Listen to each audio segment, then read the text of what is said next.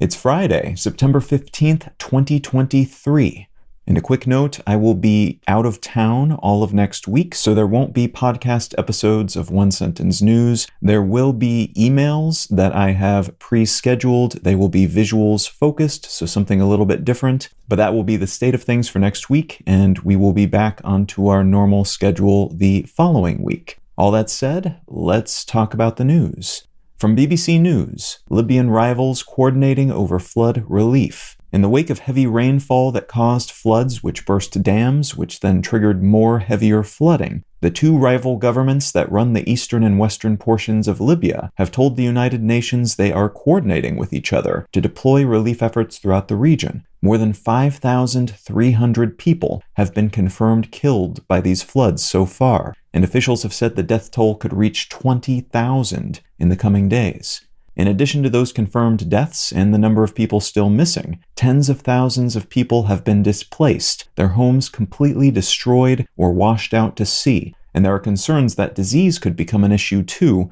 due to the large number of bodies that have yet to be recovered from the rubble. Libya has been split between these two governments since the fall of the previous ruler, Muammar Gaddafi, in late 2011. These rival groups were at all-out war with each other until 2020, at which point tensions eased, but there are still periodic skirmishes between them, and this discordance in leadership has resulted in all sorts of issues, including difficulties responding to the COVID-19 pandemic and difficulties maintaining public infrastructure, like the aforementioned collapsed dams.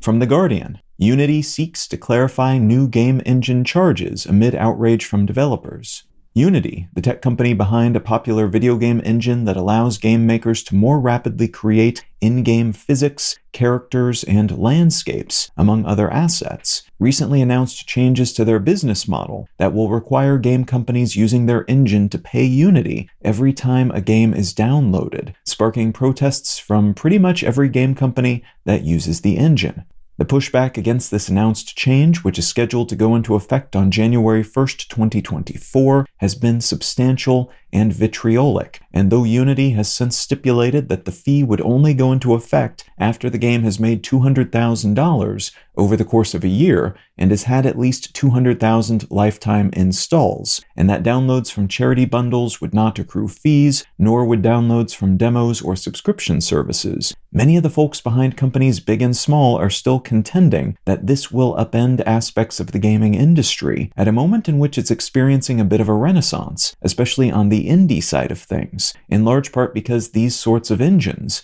which have dramatically reduced the time and money required to make and release games, have become so fundamental. The company continues to try to reassure their customers, but the reputational damage from this announcement seems to have been done, and the major concern being voiced by those customers at this point seems to be Unity's decision to retroactively change the terms and conditions on existing products and sales, which is a concern the company has yet to address.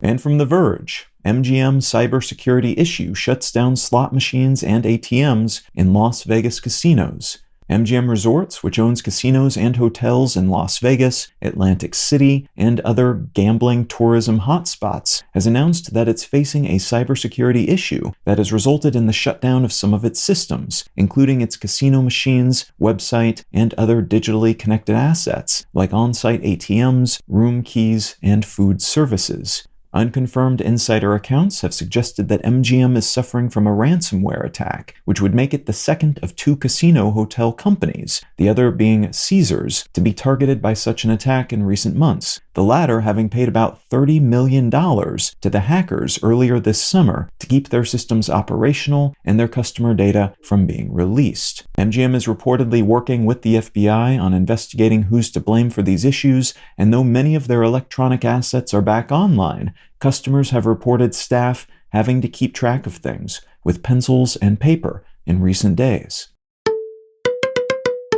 If you're finding some value in One Sentence News, consider leaving a quick review wherever you get your podcasts and/or sharing the show with a friend. You can find out more about this show or subscribe to the email version at onesentencenews.com. And you can support this and other related projects, like the Let's Know Things and Brain Lenses podcasts, at understandery.com.